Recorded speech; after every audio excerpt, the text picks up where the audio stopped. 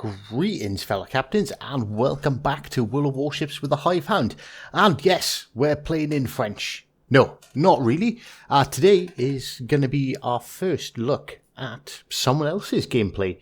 There are so many great community players out there who have, a wide range of skills and ships that I don't have, that I can't talk about.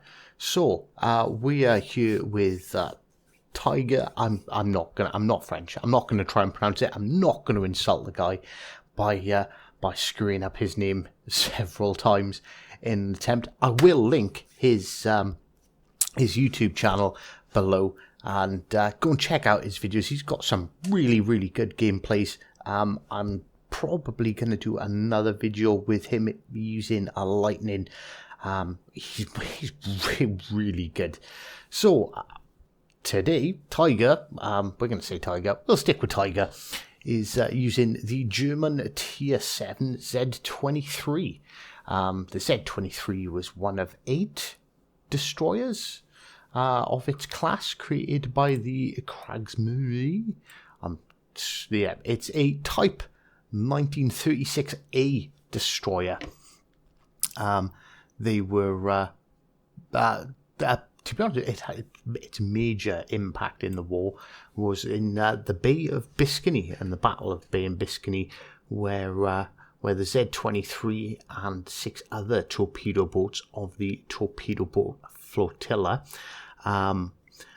set sail on the 27th of December to escort throughout the bay.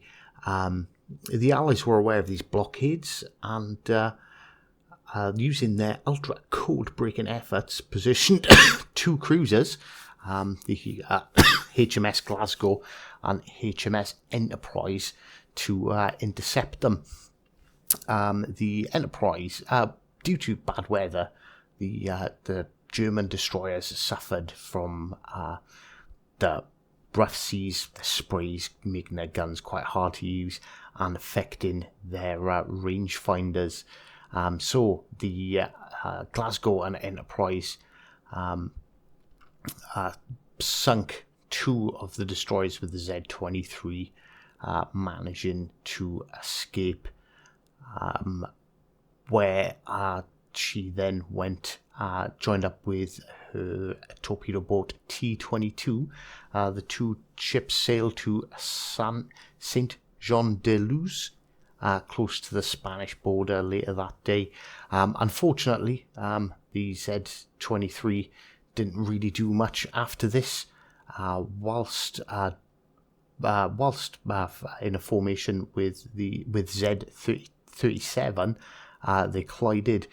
So an impact detonated the torpedo warhead, knocking out both the turbines and started a large fire on the midships of Z-37. So Z-23 towed her back to Bordeaux, where she was deemed a constructive total loss. The ship resumed escorting U-boats throughout the bay until it was docked at La Plaza, where she was attacked by a Lancaster heavy bomber on the 12th of August. One bomb penetrated through a forward boiler room, detonating at the harbour bottom, and another landed nearby. The ship began to flood and list to port, but was unable to use her pumps due to the boiler room being knocked out. So until she was connected to port power. The Z-23 was deemed a total loss, and she was decommissioned on the 20th of August. All of her equipment that couldn't be salvaged was destroyed.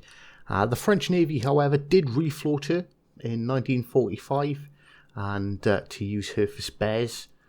And very short and not very sweet history for the Z-23, unfortunately. As we can see, Tigre here taking a couple of shots at that very low health Atlanta and being very unlucky not to score any hits, because just a couple of rounds would have probably seen the Atlanta sink to the bottom. Now, he was detected momentarily. The Atlanta is trying to hunt him down, trying to hurt him, but to no avail. So, obviously, Tigers now looking. I love the fact that this is a feature I didn't know existed, but if you're assigned to a different language, the commander's actually talking a different language. I know, stupid. I shouldn't expect everything to be in English all the time, but you just get so used to it. It's awesome to actually hear it in a different language. So, Iowa 4, is that 4.2, closing in 4 kilometers away. So Tiger pops his smoke, slows right down, launches all of his 8 torpedoes. As he sits there, it looks like we're going to get a good few connections here on the Iowa. Is that going to be 3 or is that going to be 4? That's going to be 3 torpedo hits doing a good amount of damage, and the Iowa gets sunk with some good assistance from Tiger, most certainly. Now, there's a lot of smoke screens around. The one to the north, directly to the north, is obviously from that enemy destroyer that went unspotted, who is now no longer spotted. It's another Z-23. You can see Tiger's waiting for his guns to track round. He's now spotted by radar. I say radar. You get the radar symbol if it's radar or if it's sonar.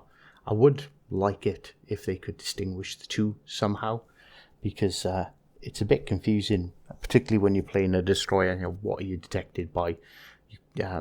What directions you need to go to get undetected, because you don't want to be spotted. He's taking some fire from the Fletcher, but manoeuvring away and getting away safely from that engagement. So he scored 1 kill, 3 torpedo hits, and 30,000 damage. As you can see, he starts to turn.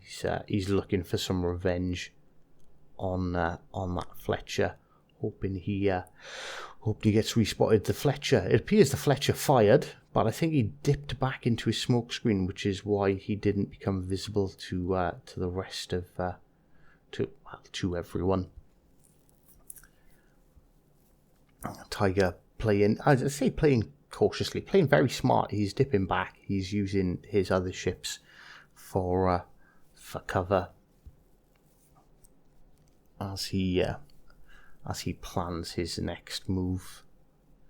You can see him. He's sort of looking around. He's paying attention to the map. He's discovered the Fletcher again. The Fletcher. I don't know whether he was trying to fire torpedoes or whether he was just using it as a rangefinder.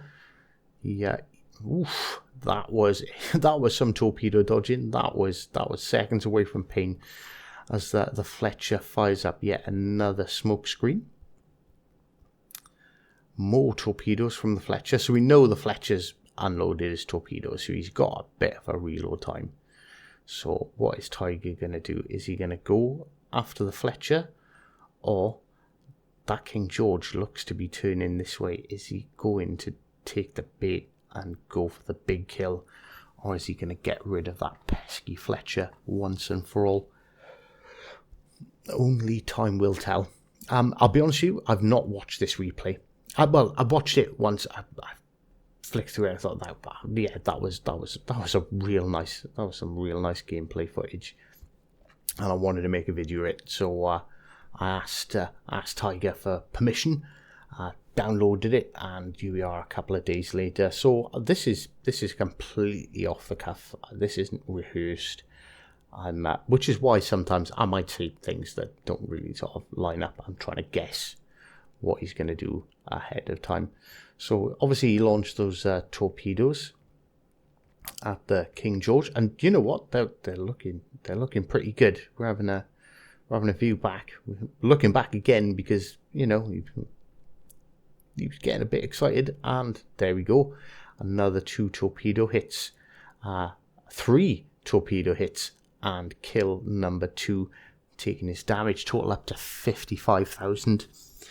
Now you see a lot, almost too many destroyer players just running in, trying to get top kills, dying really quickly at the beginning of the match, and that really is bit of a hindrance to your team, because destroyers are very useful right at the beginning of the game for spotting targets. Even more useful at the end of the game when everyone's spread out. You know, the destroyers are the fastest ships in the game. They can get back, they can defend your cap, they can push forward, they can save the cap, they can run away if it looks like you're going to win on points and you just need 1 or 2 ships to survive the match. And obviously the battleships having the most hit points tend to be the ones in general who survive the longest. And what is the Achilles heel of a battleship? If you said destroyer, give yourself a sweet little pat on the back. If you said anything else, go home, you're drunk. So he's managed. So he's managed to stay alive. He's up against a Fletcher. That Hipper is really low health. I don't think that Hipper is going to survive a whole lot longer. And they do have the battleship. Now notice he's not running to kill the battleship, which I think most people would do. Most people go, I'm in a destroyer. There's a battleship. Let's go get it. I think his thought was, well, I've got a battleship there and a destroyer real close. I should probably back him up. As that pesky Fletcher gets killed, and he calls it for him to get shot, and he thanks the battleship for finishing him off. I've noticed that Tiger does use the chat commands a lot. He doesn't. I don't know if he has a mic. If he does, he doesn't tend to use it too much in game, if at all. But he's always communicating with his team, which is really nice to see. Not a lot of people do it. All I ever generally see and get really, really annoyed by is people spamming the swear button, you know, the old Neptune's beard. I swear to God, if I could remove one button from the game, I think that would be it. I understand why it's in the game and it's fun, but it just gets spammed at the beginning of every single match. But it's really nice to see players actually using it for its intended purposes, as he picks up kill number 3 on that Hipper. So all that's left is the enemy Iowa. There is 5 ships left on his team. There is this game should be in the bag. I'm not going to say it is, just because, well, actually we've got 2 minutes 25 seconds left. I don't think the Iowa actually has enough time to shoot at every ship and kill them. So it's just a case of hunting down the Iowa. The Iowa's still just outside of torpedo range. 37 knots speed on this Z-23 makes it a very quick ship, and I'm surprised. The torpedoes, I think the torpedoes are 9 kilometers. I always thought I've played the Japanese line. If you've seen my videos, I love my Akatsuki, and